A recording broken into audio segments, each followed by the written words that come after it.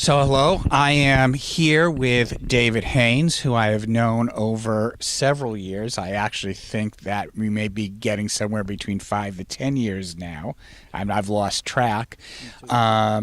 David has been, up to very recently, director of the Marine Science Academy at Channel Islands High School in Oxnard. He's been teaching biology and environmental science, and within the academy, the academy career and technology class, and he is utilized and embedded as far as in that class our web mapping mini course, but he is also involved and helped out with us in creating the story map structured exercises over the last couple years, particularly in the sciences. And we are actually up here this week camping out at Grizzly Creek Redwood State Park as we were working on as far as a data collection project with the California State Parks North Coast District. So we're going to talk about the story maps and the exercise stuff.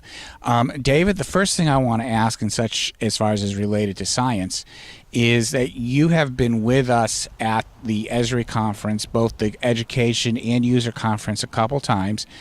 And as far as a science teacher and what you have seen at this conference, I'd like you to tell us, as far as with this technology, of how it relates to the science classroom and as an instructional tool. Well, for years, I've known that GPS and GIS was very important in field research studies in biology, environmental science, and ecology. But when I went to the Esri conference, I had no idea that there were hundreds, if not thousands, of businesses and industries that not only use but rely on GIS in their business, in their work. And the technologies, the things that we've seen, everything from apps that help you to find your closest gas station or restaurant to maps laying out field studies or fire studies, even geopolitics, neighborhoods where Democrats and Republicans are and such. All of these organizations use geospatial technologies to get their job done in a precise, manageable way. Okay, yeah. As you know, as far as on that, in with the stuff, as far as on our exercises, on the story map exercises, and you can think, and I know you've used a number of them. We've got one as far as the journey of the Beagle. Is for you, and you would say for other science teachers, how easy is it to use those structured exercises and incorporate them as part of your instructional strategy?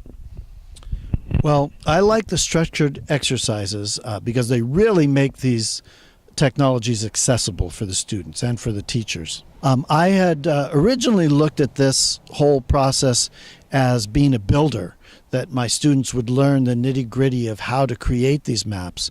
But for the average teacher and the average student, practically every part of their curriculum can be accessed by projects built into these structured lessons. So as far as on that, and we just mentioned the Beagle lesson, within the area, as far as the science content area of the lessons we have built so far, how would you say that they fit into the already existing curriculum?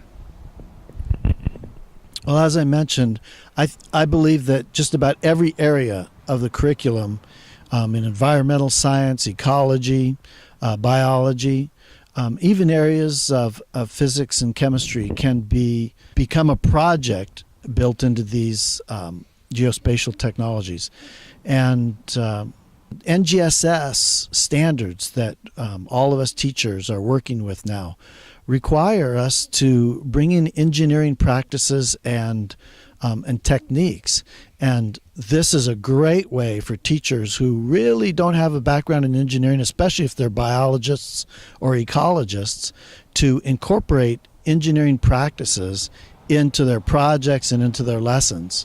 And from just the the career readiness side of things. We're supposed to be preparing our students for careers, college and careers.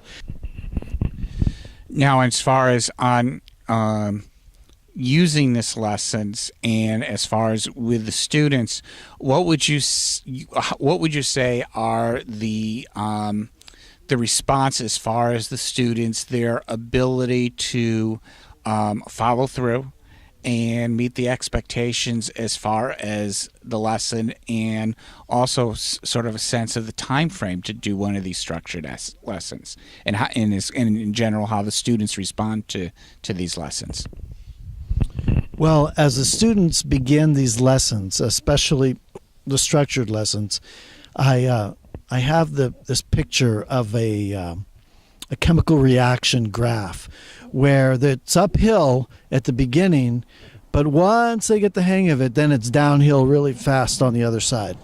And so it definitely takes a little bit of front loading, a little playing with the technology, getting used to how all the buttons work.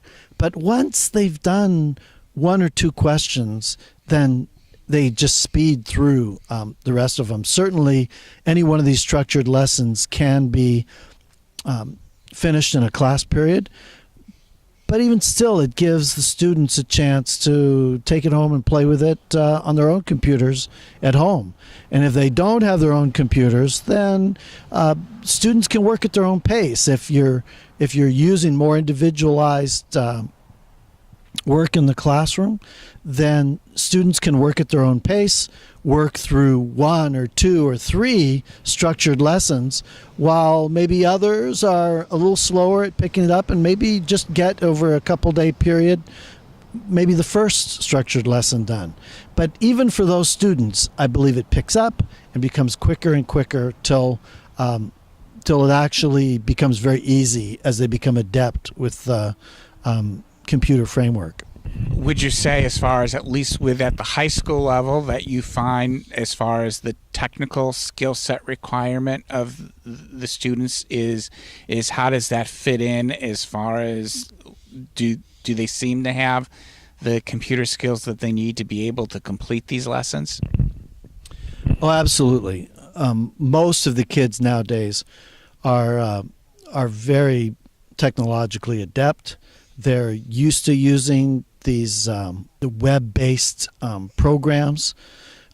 Their skills from using their phones to playing video games, the dexterity that they have as far as troubleshooting problems. Our kids are using the technology is not the issue for them, and the motivation part is built in.